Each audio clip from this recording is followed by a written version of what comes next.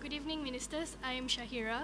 I was just wondering, because healthcare costs seems to be making up quite a big part of the budget, and I wanted to, I'm actually directing it to Dr. Amy Khor in particular. What are some of the ways that people like me, or even older than me, not just those in the pioneer generation, what can we do to better manage healthcare costs, and what are some of the incentives for them? Thank you. There's always this question about, now you increase subsidies, right? Make it a lot cheaper, affordable, so cannot say it's not affordable anymore, you know, to access healthcare services and so on. The concern now is that, will we overconsume? Will it lead to spiraling healthcare costs? How to, you know, contain this cost, right? And then, of course, will it lead to higher demand, say, at the hospitals, you know, at the SOCs and so on?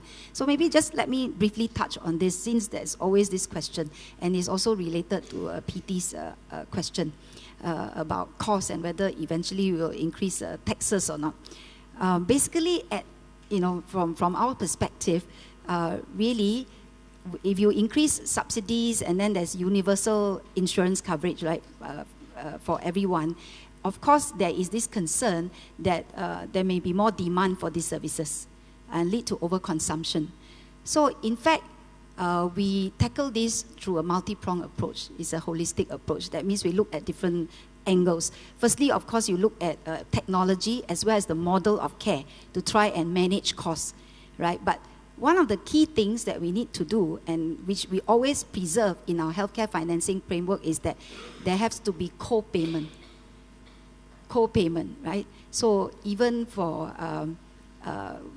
SOC, if you go to SOC polyclinic, there'll be some co-payment. Even in insurance, actually, there is a co-insurance, co-payment portion. So we need to keep this co-payment in order to ensure that there is personal or self-responsibility, so that you make your choices, your lifestyle choices, healthcare choices, you know, treatment and so on, and then exercise some financial prudence because there is a co-payment portion.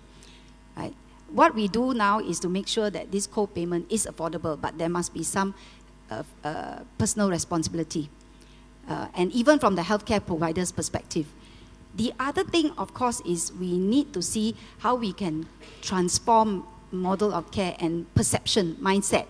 You know, encourage people to go to GPs, primary care sector, polyclinic, GPs, and only on the advice of GPs, you know, and the you know, family physician. If they need to go to see a specialist at the specialist outpatient clinic or go to hospitals, then they go, because those are costlier, right? So if you don't overconsume, that will help to contain costs. If you go to GP, family physician, again, you know, that's less costly, that will help to manage costs. That's really part of our transformation of the model of care. That's why you find that we have actually implemented CHAS, because we want to encourage people to go. And of course, there will be enhanced subsidies for CHAS now for the Pioneer Generation package. So it's not just about enhanced subsidies at SOC, but also at polyclinics and then through CHAS. Every Pioneer Generation member will get the CHAS card so that they can see, you know, get subsidized care at the GPs, and of course they can go to the polyclinic, right? And then right siting, as in, if you need to go to the hospital, we need to discharge you when appropriate to the right setting. You know, whether it's community hospital, nursing home, home care, community care. So we are enhancing that. Because again, that is lower cost, you know, hospitalization and all that is really very costly. It's not just about occupying a bed. Yeah, it is also actually about cost. So these are various ways that we do.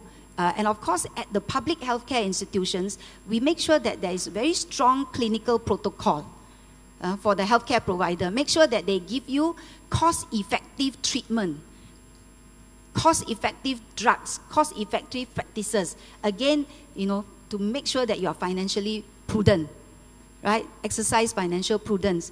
And that also will help to contain costs. Otherwise, if you overconsume, you go for unnecessary treatment, or you go for treatment that is not cost-effective, again, you know, that will lead to higher costs. So that these are things that we do. But having said that, over the long term, because population age, there's more demand for healthcare, as well as the fact that when you get higher quality care, medical advancement, you know, technological advancement, I think inevitably costs will rise. But we need to contain it as much as possible.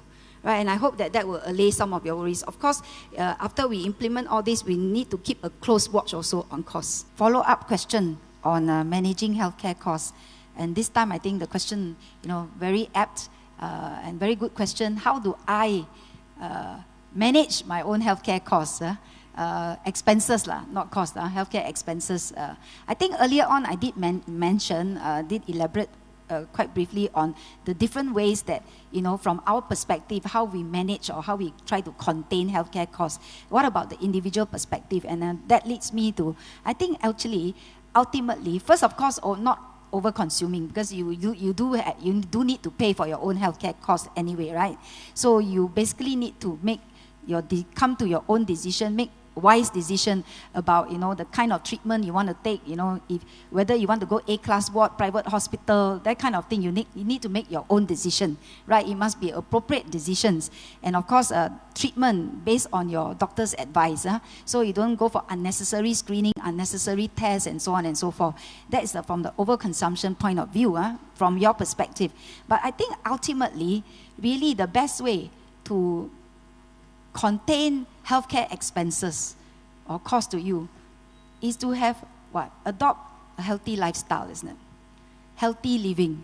Because if you don't smoke, exercise regularly, the chance of you needing medical treatment is less, or you can delay or defer the onset of chronic diseases, for instance, and of course, from preventing it from getting even more serious.